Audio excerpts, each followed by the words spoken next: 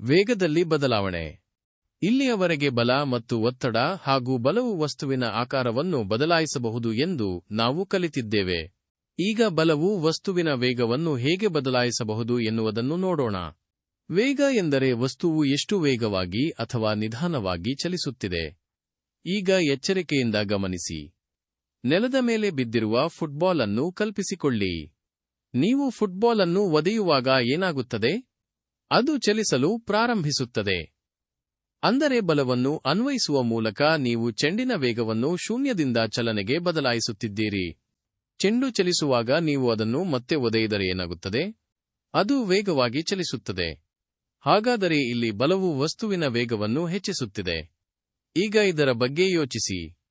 ಚಲಿಸುವ ಸೈಕಲ್ ಬ್ರೇಕ್ಗಳನ್ನು ಅನ್ವಯಿಸಿದಾಗ ಏನಾಗುತ್ತದೆ? ಅದು ನಿಧಾನವಾಗುತ್ತದೆ ಮತ್ತು ಅಂತಿಮವಾಗಿ ನಿಲ್ಲುತ್ತದೆ. ಇಲ್ಲಿಯೂ ಸಹ ಬಲವು ಕಾರ್ಯನಿರ್ವಹಿಸುತ್ತಿದೆ, ಆದರೆ ಈ ಬಾರಿ ಅದು ವೇಗವನ್ನು ಕಡಿಮೆ ಮಾಡುತ್ತಿದೆ. ಆದ್ದರಿಂದ ಇದನ್ನು ಸ್ಪಷ್ಟವಾಗಿ ನೆನಪಿಡಿ.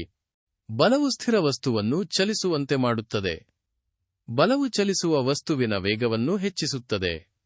ಬಲವು ವೇಗವನ್ನು ಕಡಿಮೆ ಮಾಡುತ್ತದೆ ಮತ್ತು ವಸ್ತುವನ್ನು ನಿಲ್ಲಿಸುತ್ತದೆ.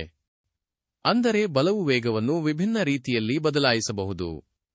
ಮುಂದಿನ ವಿಡಿಯೋದಲ್ಲಿ ಬಲವು ವಸ್ತುವಿನ ದಿಕ್ಕನ್ನು ಹೇಗೆ ಬದಲಾಯಿಸುತ್ತದೆ ಎಂಬುದನ್ನು ನಾವು ಕಲಿಯುತ್ತೇವೆ. ಹೆಚ್ಚಿನ ಆಸಕ್ತಿದಾಯಕ ವಿಷಯಗಳಿಗಾಗಿ ಸಬ್ಸ್ಕ್ರೈಬ್ ಆಗಿ ನಮ್ಮ ಲೈಬ್ರರಿ.